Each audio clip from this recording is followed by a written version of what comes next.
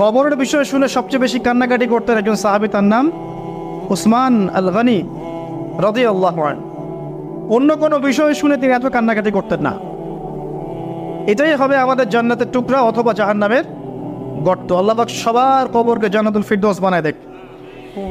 সূরা মুলক রাতের বেলা যারা তেলাওয়াত করবে ইনশাআল্লাহ তাআলা আল্লাহ পাক তাকে কবরের শাস্তি থেকে বাঁচাবে ইনশাআল্লাহ আযজা ওয়া জাল। সূরা ইয়াসিন আপনার কোরআনের মগজ, প্রাণ, হার্ট, এটা যখন পড়বেন আপনি বুঝতে পারবেন কেন এটাকে হার্ট বলা হয়েছে। সূরা বাকারা যে ঘরে পড়া হবে সেই ঘর থেকে শয়তান পালিয়ে চলে যাবে। আমরা তো বাড়ি করলে হুজুর ডেকে আনি, তাই না? ঝাড়ফুঁক করাই, বাড়ি বন্ধ করি, তাবিজ করি, কত কি করি না? মাশাআল্লাহ, আসল কাজ করি না। একটা জায়গায় উঠেছেন, বাসায় উঠেছেন, নতুন বাসা, সূরা বাকারা তেলাওয়াত করেন। ব্যবসা স্টার্ট করেছেন, ওখানে সূরা বাকারা প্লে করেন বা তেলাওয়াত করেন। সূরা বাকারা যেখানে তেলাওয়াত হবে বরকত আসবে এবং সেখান থেকে শয়তান পালিয়ে যাবে ইনশাআল্লাহ তাআলা। অনেক ফজিলত আছে। সূরা কাফিরুন, ওই যে বললাম 1999 জন মানুষ জাহান্নামে যাচ্ছে, তাদের আমলনামায় কোন পাপটা কমন ছিল জানেন?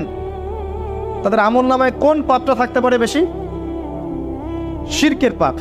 কারণ কি জানেন? আমি বলছি, সূরা নিসার মধ্যে আল্লাহ পাক বলেছেন, ইন্নাল্লাহা লা ইয়াগফিরু আন ইউশরাকা বিহি ওয়া ইয়াগফিরু মা দুনা যালিকা লিমান ইয়াশা।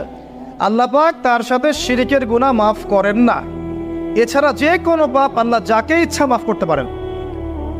তার মানে যে মানুষগুলো বেশি বেশি জাহান্নামে যাচ্ছে তাদের আমলনামায় যে পাপটা থাকতে পারে কমন, সেটা হচ্ছে কি? শিরক। অন্য পাপ হলে হয়তো আল্লাহ পাক মাফ করে দিতেন, সিম্পল।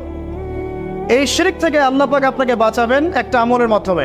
বলে দেব, সূরাতুল কাফিরুন প্রত্যেক রাতে আল্লাহ পাক যে কথাগুলো আমি বলছি, প্রথমে আমাকে আমল করার তৌফিক দান করুন, আমিন, এবং আপনাদের সবাইকে তৌফিক দান করুন, আমিন। সূরা কাফিরুন রাতের বেলা তেলাওয়াত করলে আল্লাহ পাক আপনাকে শিরক থেকে বাঁচিয়ে রাখবেন সব। এছাড়াও আরো 3টা ছোট ছোট সূরা আছে, সূরা ফালাক, সূরা নাস, ইখলাস। সকাল সন্ধ্যায় 3 বার করে, ফজরের পর 3 বার 3 বার 3 বার, মাগরিবের পর 3 বার 3 বার 3 বার। এটা বিকেলেও করা যায়, আসরের পরেও করা যায়। আর ঘুমানোর সময় 3-3-3 করে হাত দুটো একত্রিত করে ফু দিয়ে সারা গায়ে মাসাহ করে ঘুমাতে হয়। এটা করলে দৃশ্য অদৃশ্যের ক্ষতিগুলো আপনাকে স্পর্শ করবে না ইনশাআল্লাহ। মানুষ ঘুমালে শয়তান ঘাড়ে 3টা গিট দেয়, মনে আছে হাদিসটা? মনে আছে? গিট দেয় এবং বলে, তুমি ঘুমাও, তোমার সামনে লম্বা রাত। আবার গিট দেয়, তুমি ঘুমাও, তোমার সামনে লম্বা রাত। আবার গিট দিয়ে বলে, তুমি ঘুমাও, তোমার সামনে লম্বা রাত। যদি আপনি 3 বার মাসাহ করেন ইনশাআল্লাহ তাআলা দেখবেন সকালে উঠতে আপনার সুবিধা হচ্ছে, এনার্জি পাচ্ছেন, আপনার মধ্যে জড়তা কাজ করবে না। আরেকটা কথা বলতে চাই,